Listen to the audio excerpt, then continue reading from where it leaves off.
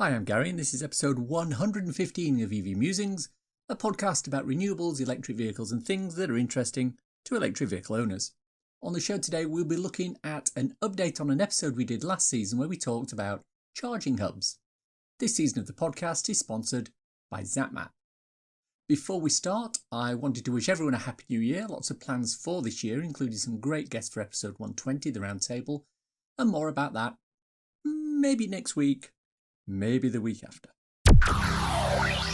Our main topic of discussion today is charging hubs. Yep, we're revisiting hubs in a show I like to call the Hubdate episode. Back in episode 91, which was all the way at the end of last May, we looked at charging hubs and we concluded that there are a lot more out there than you thought there were. But since then, the number of electric vehicles on the road has started to increase quite considerably. In figures for December, 1 in 4 vehicles sold in the UK had a plug, which is absolutely phenomenal. There is a school of thought being propagated by certain people on social media, no names, but a former guest who works for a charge point operator, that we actually already have enough capacity in our charging network to deal with the increase in EVs on the road. His logic is that if every charger was used 24/7, we would have 1 billion kilowatt hours of capacity. As it is, we're using less than about 10% of that. Therefore, we have 90% unused capacity in the network. Strictly from a data point of view, that's absolutely right, but it doesn't take into account peak time requirements for charging. Sure, there are loads of chargers sitting empty at 3 in the morning, but if everybody wants to charge at 6 in the evening, that's not going to be any use to anyone. In the meantime, we need to be aware that the infrastructure has to develop at a pace, and hubs are a key part of that. In the May show, we looked particularly at companies such as InstaVolt, who've decided that 2 is the absolute minimum number of chargers they're going to install at a site, and have also moved forward with several locations having 8 chargers each. Since then, the situation has, I'm glad to say, extended and changed quite rapidly. According to ZapMap, InstaVolt now has 27 locations across the UK with 4 or more chargers, and 5 locations with 6 or more chargers. I don't think anybody could deny that they are the trailblazers in the UK when it comes to actually getting large volume charge sites into production across the country. So what's next for them? Well, CPOs are notoriously tight-lipped about announcing future location plans. However, InstaVolt have published on social media that, quote, due to the complexity of our installation process, we don't share our pipeline until sites are available for public use. However, we can assure you that we're working hard to expand the network, deliver exciting new partnerships, and invest in even smarter technology, end quote. Oh, that sounds like good news. Moving on to the electric forecourt. GridServe have big plans for their electric forecourts. They intend to build 100 of them across the country, and this was announced almost 4 years back. So far, they're live with one of them in Braintree in Essex. In episode 91, we talked about the ones that are in the process of being built in Uckfield, Norwich East and Gatwick. A recent announcement from GridServe indicates that the Gatwick site is due to open in autumn 2022, so the best part of a year away. Norwich East is further advanced in its construction and should open in April 2022. No timelines on the other ones yet, although more site locations have been announced officially, with electric forecourts being built in Gateshead, Plymouth and Bromborough. But what about GridServe at the motorway service areas? Well, one of the reasons GridServe may have dropped the ball slightly when it comes to their electric forecourt rollout is because they've focused their attention recently on motorway service areas. In the middle of 2021, they took over the electric highway charging network that Ecotricity used to, quote, run, unquote. With an aggressive timeline, they replaced all the old 50 kilowatt Ecotricity DBT chargers with brand new ABB 120 kilowatt units, the exception being the Welcome Brake service group, which we'll come to shortly. As part of this upgrade, they increased charger capacity wherever they could. In many places where there was just a single charger, there are now double chargers and additional AC units for our good friends with the Zoes. However, there is still some lack of clarity on whether the underlying high voltage supply to the sites has also been updated to match the new requirements though. But what the electric highway has also done is open one of the best charging hubs on the motorway network. We've talked about this on the last hub episode. It's at the Rugby services on the M6 just north of the connection to the M1. It has 12 high-power tritium chargers pushing out 350 kilowatts of charging power, and it's also co-located next to 12 Tesla superchargers.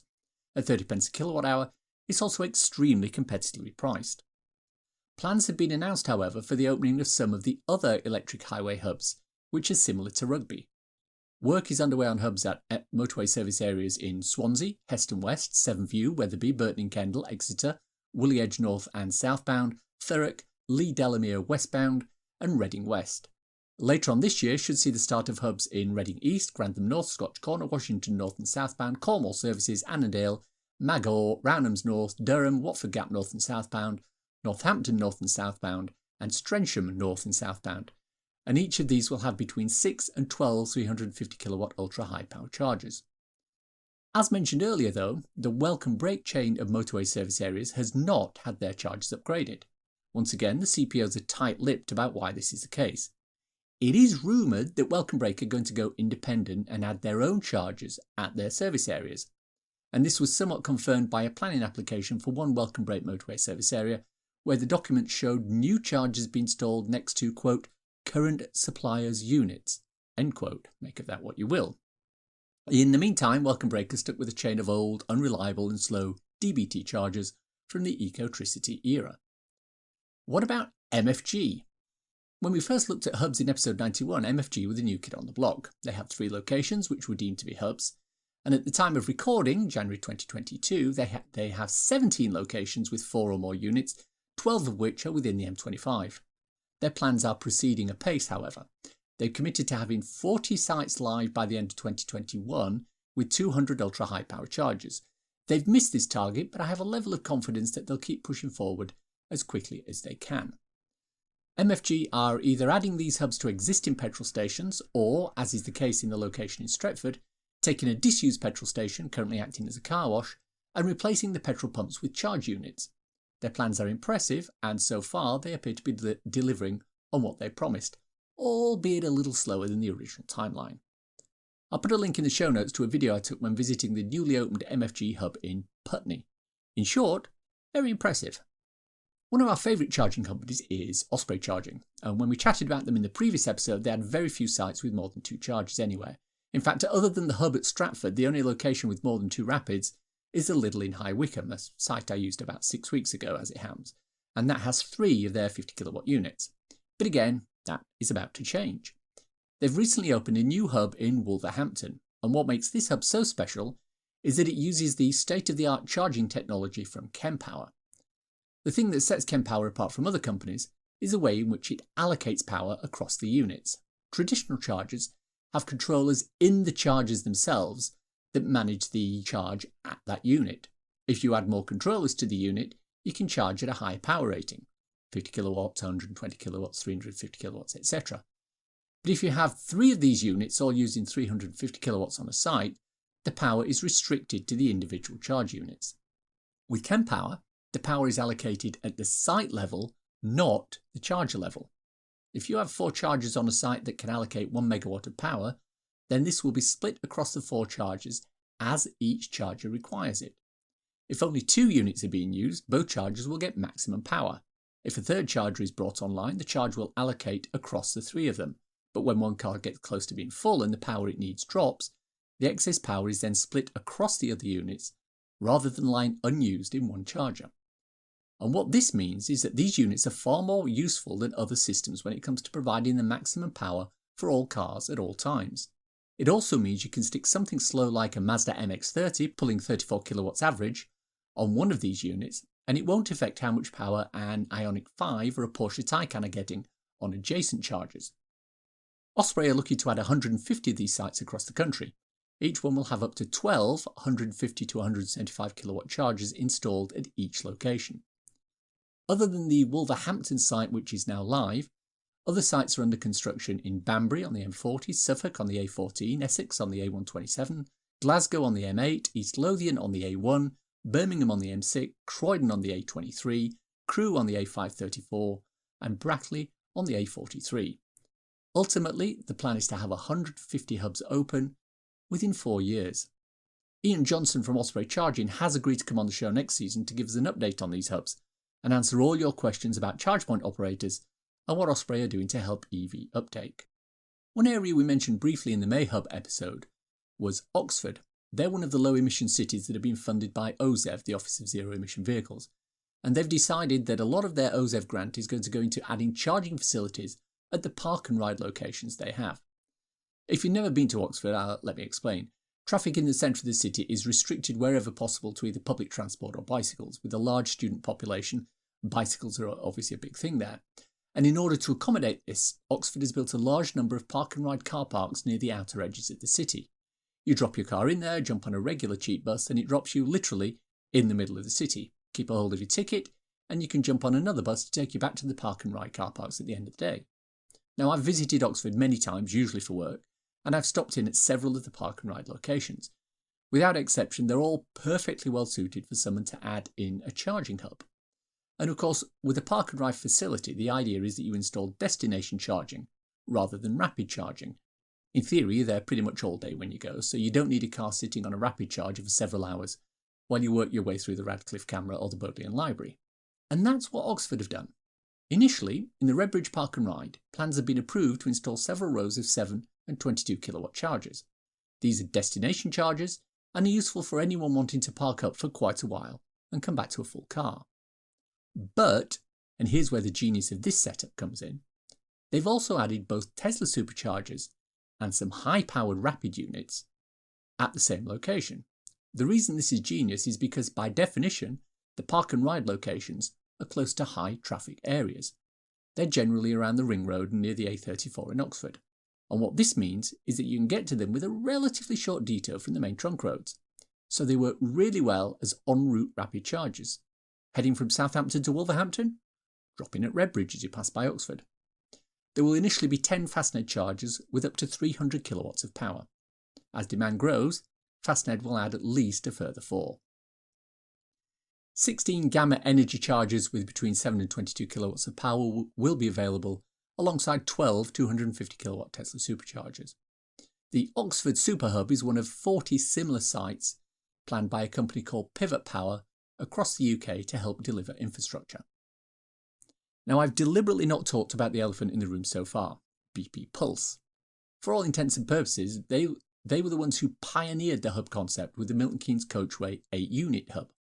Yes, there were other hubs before then, but they were the first in England to go for a single, bespoke location with a large number of units. But since then, unfortunately, they've stalled somewhat. I don't have the exact figures with me, but anecdotally, there are several multi-unit hubs sitting at various motorway service areas ready to be switched on, but have not yet done so. The issue could be legal, with GridServe and Electric Highway having the monopoly at motorway service areas so far, or it could be power related. But there are definitely chargers at Reading services and at least one other motorway service area which have been installed and not switched on. BP Pulse also announced the creation of several large hubs sometime in the middle of 2021, and the plans for them were to be rolled out last year and finished in 2030. So far, nothing appears to have happened with them. Finally, in this roundup, I want to talk about Shell Recharge. Yet, they're a fossil fuel company much like BP Pulse, and there's a school of thought that believes they're evil and have a hidden agenda to stop EV uptake. And this may be true, but Shell Recharge are, quietly, also putting together quite an impressive network of high-powered chargers across the country. Included in that network is the country's first petrol station to EV charging hub conversion. It's in Fulham, London, and I visited it before Christmas. From being an 8-pump Shell petrol station, it was completely gutted, the tanks were removed, and a charging hub was built in its place. Coincidentally, I was actually the very first customer at that site in an electric vehicle, and I've got to say it was quite impressive. There were 9 tritium 175 kilowatt chargers, contactless payment, on-site Costa and mini Waitrose, and I spoke with Shell management there and they seemed keen to repeat this elsewhere around the country if it was successful. But it has to be stated that the conversion itself took well over 2 years, and they're charging 49 pence a kilowatt hour. Now, if you listen to episode 91 on charger pricing, you'll understand why this isn't as much of a problem as you might first think that it is. Elsewhere, Shell are expanding their Shell Recharge locations, with many stations getting additional upgraded units. A regular stop of mine at Shell in St Albans has had 4 high-power chargers installed, although only the legacy 50 kilowatt charger is currently switched on, and there are other locations where the same thing has happened. and with 4 or more chargers at one location, I'm comfortable calling these sites mini hubs. So there's ample evidence that charge point operators are moving away more and more from the idea of sticking 1 or 2 units in a pub or hotel car park and focusing more on creating charging hubs with numerous units. We've said all along on the podcast that this is the way to go because it reduces issues due to broken chargers, as well as increasing confidence that you'll find a working, available charger when you get there. But all is not 100% in the sunlit uplands of the charging hubs. With the sole exceptions of the electric forecourts from GridServe and the new Shell hub in Fulham, all of the hubs suffer from various poor design features. By that I mean, generally, they don't have canopies to protect the driver in bad weather. They don't have lighting for night time, although some are located in places which have ambient lighting for the general area. Many of them don't have their own facilities, such as waiting areas and toilets. The majority of them are built next to other facilities, such as coffee shops or fast food restaurants, and that's fine when these facilities are open, but they're not always open. And finally, as mentioned in episode 113, the charger hunting episode, few of these hubs are actually well marked as EV charging points. The Fulham site has the traditional Shell totem at the site, which displays a Shell logo and the number of available chargers, which is an excellent idea. But very few, if any, of the other hubs have anything which helps drivers locate and identify them from the roadside. This needs to be looked into pretty quickly. The other problem is that power going to the sites is an issue. We talked earlier about the issues GridServe have had when they upgraded the old electric highway DBT units. Alongside the 300 units they replaced, they added another 130 units at various sites. The units then installed were 120 kilowatt units to replace the 50 kilowatt units. Anyone who can do simple arithmetic will understand that if you're replacing a single thing that needs 50 widgets with 2 or more things that need 120 widgets each, you better make sure your source of widgets can cope. Unfortunately, that doesn't seem to be the case. GridServe themselves have said that in many of the sites, power is limited to 60 kilowatts, which means that a site with 3 350 kilowatt chargers, each capable of potentially charging 2 vehicles, is limited to 60 kilowatts per unit, half that much if shared. Not great, to be honest, but still probably better than the DBT units they replaced. Will GridServe sort this out? Well, over time, I'm sure they will. In the meantime, it's interesting to see how people will deal with the fact that they now have more chargers and a motorway service area, but they can't dual charge, and they can't get the advertised power from the unit. So, has the state of hubs moved on since last May when we first covered this topic? Well, in short, yes. There are far more hubs existing now, and we haven't even looked at Scotland this time, and many others are on the way or planned. Initiatives like the Kempower charger rollout from Osprey, the MSA hub installs by GridServe, and the multi-unit hubs from Instavolt are serving to increase the number of chargers out there, as well as to lessen the charger anxiety that a lot of EV owners can get. There are still things that need to be done to improve these things. Better disabled facilities for one. But this is a minor consideration when you look at the number of hubs installed and in progress at the moment. It's time for a cool EV or renewable thing to share with your listeners. Many listeners will be aware of Ken Block. He's an ex-rally driver who made a name for himself by specialising in car manoeuvre displays that often seem to be defying the laws of gravity. He had a contract with Ford Motor Company, and over a period of 11 years, he produced a series of videos showing him doing spectacular driving stunts with a Ford Focus rally car. They were called the Gymkhana videos, and using the branding of Hoonigan, involved things like high-speed drifts around cityscapes such as San Francisco, Las Vegas, and around the Universal Studios. At the start of 2021, he terminated his contract with Ford and signed with Audi in September, and they've spent the last few months developing a new car for him to hoon around in. And it's electric. It's based on the Audi RS e-tron GT, and it's called the S1 e-tron Quattro Hoonitron, so, just trips off the tongue. And it's spectacular, and it will be soon used in another of his Gymkhana videos called the Electricana. No official specs for it yet, but Ken's quoted as saying, "Spinning into a donut at 150 km an hour directly from standstill just using my right foot is an all-new experience for me." And EVs are gaining popularity when die-hard petrol heads like Ken Block ditch ice cars and go electric. So stay tuned for more about the resulting video. The EV Musings podcast is sponsored by ZapMap. ZapMap is the go-to app for EV drivers in the UK. Use it to search for available chargers, plan electric journeys, pay for charging on participating networks, and share updates with other EV drivers. ZapMap is free to download and use, with subscription plans for enhanced features such as using ZapMap in-car, on CarPlay or Android Auto. And that's the show for today. Hope you enjoyed listening to it. If you want to contact me, I can be emailed at evmusings@gmail.com. I'm also on Twitter @MusingsEV. If you want to support the podcast and newsletter, and why don't you?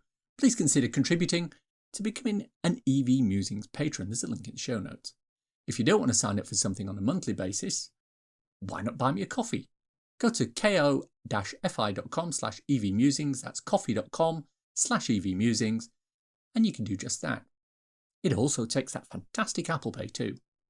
If you want a quick reference ebook to read on your Kindle, I wrote a little something called So You've Gone Electric.